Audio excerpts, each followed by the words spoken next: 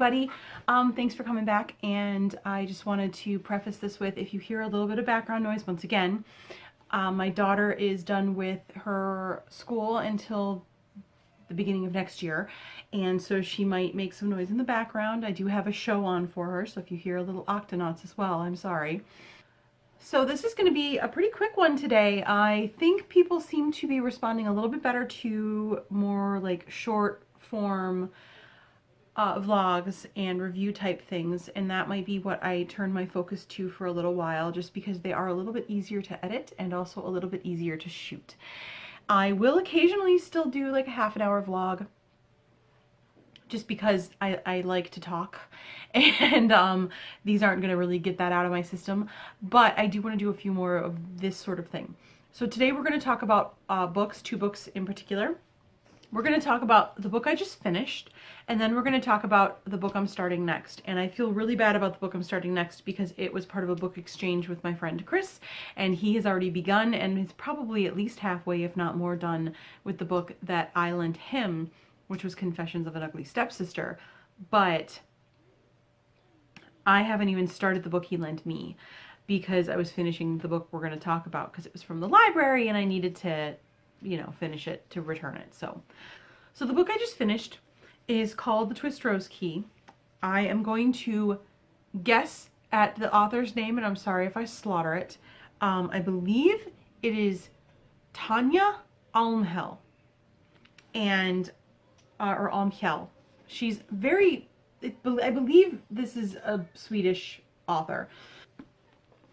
Swedish or one of the countries up in that area. Could be one of the other ones, but I'm pretty sure it's Swedish because they talk a lot about trolls and troll hunting in it. Now, this is a book from the kids section. It's from the youth section of chapter books where my daughter and I go to the library a lot, and it's a book that she chose for me, and it has, I mean, you can see why this would be attractive to a 4-year-old. This is what she saw. Oops, that is upside down. This is what she saw on the shelf. And then we pulled it out, and this was the cover. And it's a very pretty eye-catching cover. So I can see why she picked it out for me. And I was not disappointed at all. This book is not only very well written, it exceeded my expectations, especially considering it's a kid's book. It's a youth chapter book. It vastly exceeded my expectations, and I love the main character, Lynn. I love the sidekick character. I'm not going to say his name unless if you're going to read this, I will tell you when I'm going to start doing spoilers. So, the two main characters are they're absolutely wonderful. They have a lot of charisma. They have a lot of chemistry together, the way that they're written. They are obviously very close. So we're going to do a quick synopsis of the story without giving away very much. So if you are really sensitive about spoilers and plan on reading this book, now would be the time to start skipping. So the main character, her name is Lindalyn Rosenquist. She goes by Lynn, and she has recently moved from the home she grew up in, which I believe is her grandmother's home. She and her parents lived there with them, and she recently moved to the city, at least for the time being. And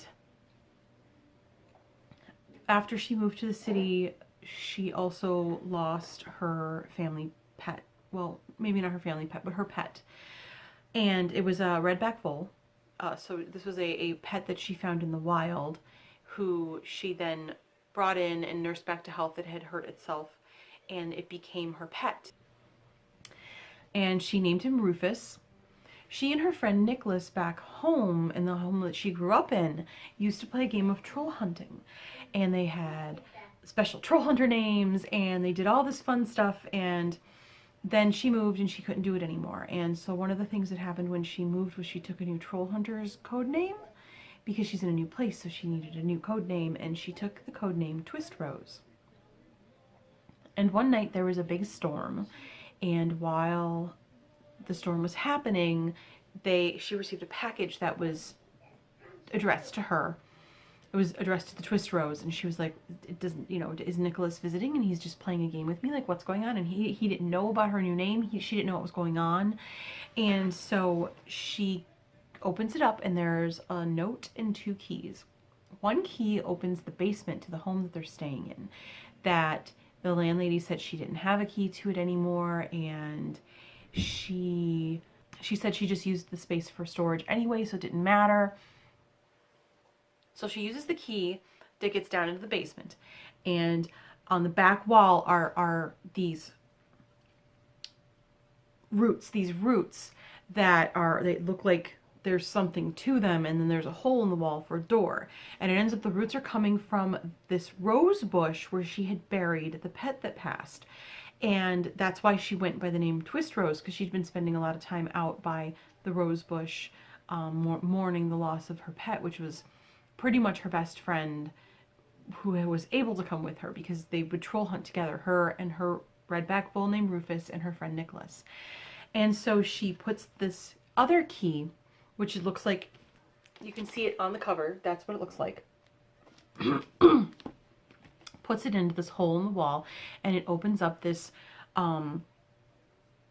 doorway into another world, basically. And adventure ensues. There's lots of intrigue.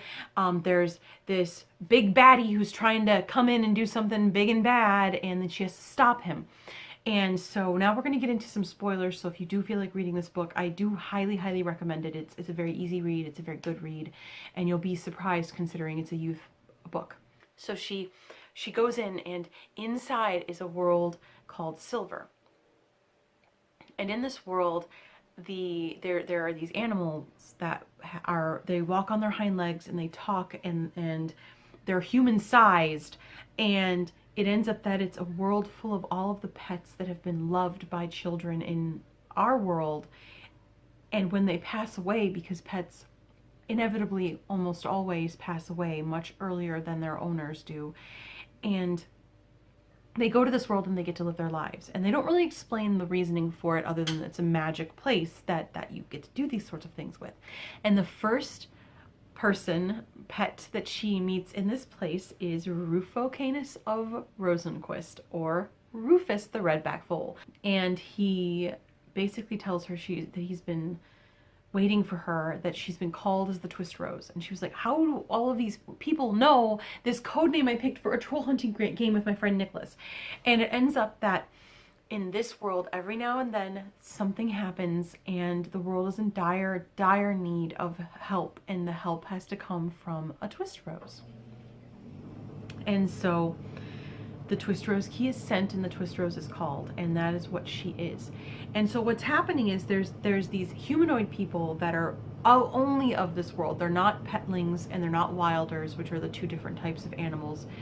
I'll get into that in a minute, but they're the the winter firsts, and they perform magic, and some of the magic they perform is parlor tricks and fun, and some of the magic they perform is very important to Silver.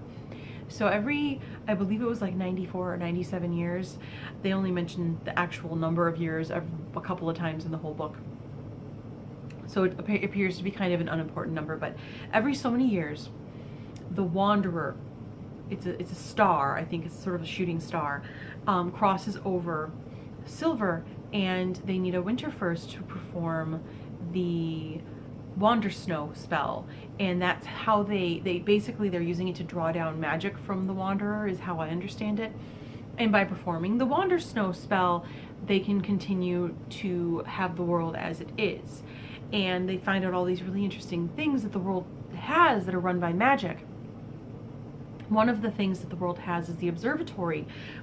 So at the observatory, the petlings and the wilders, was it wilders or wildlings? I think it's wilders, because I would have known wildlings from, Game of Thrones. At the observatory, the animals can view their children and see how they're doing.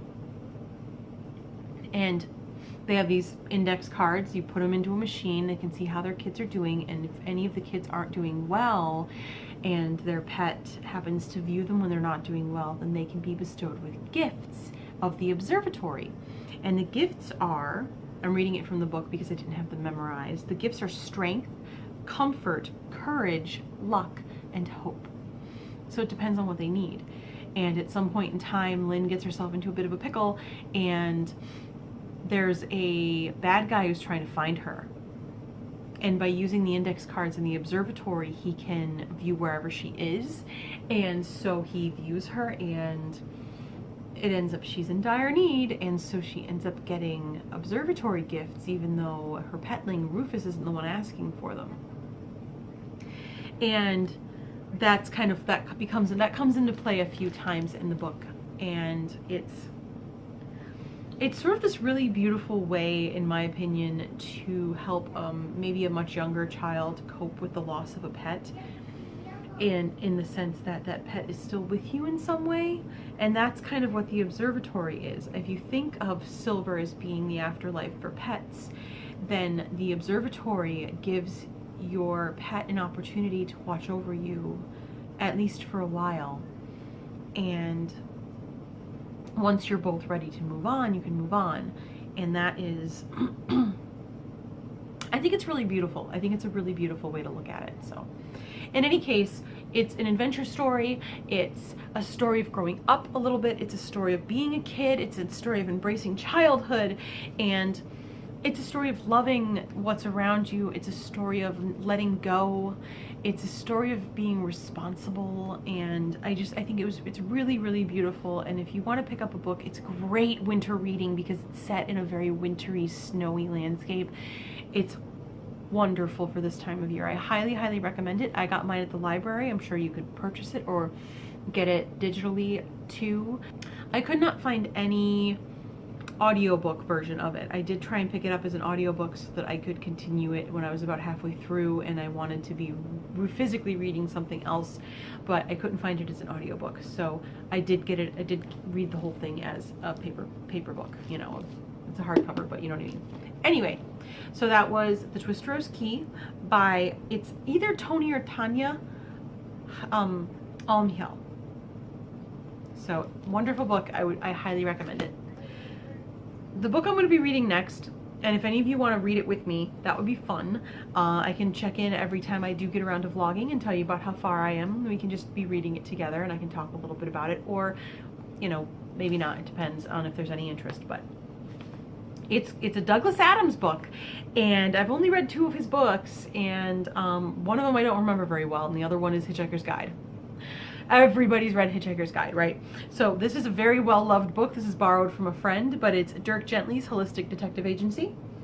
And just the name of it alone has me interested. This sounds really fun. I'm really looking forward to reading it. My friend Chris lent it to me, and he really liked it. When we were talking about books, we were talking about what we wanted to read, so I'm going to read it. But he suggested to me a Douglas Adams book, which means it's going to be a little more lighthearted and fun, probably. And I suggested him Confessions of an Ugly Stepsister, which is very sad. It can be a little hard to read sometimes, but I mean, I guess it does kind of have a happy ending, but it is not the happiest of books. It's a very dark book at times, and I don't know how much he's going to like it now because he's got me reading a Douglas Adams book. But the last time I read a Douglas Adams book, I flew through it because it was so good. So I'm really looking forward to sitting down and reading this. I really hope that it is as good as I'm expecting it to be. I have very high hopes though, because I have not read a word from Douglas Adams that I didn't like. So I am very excited about this book.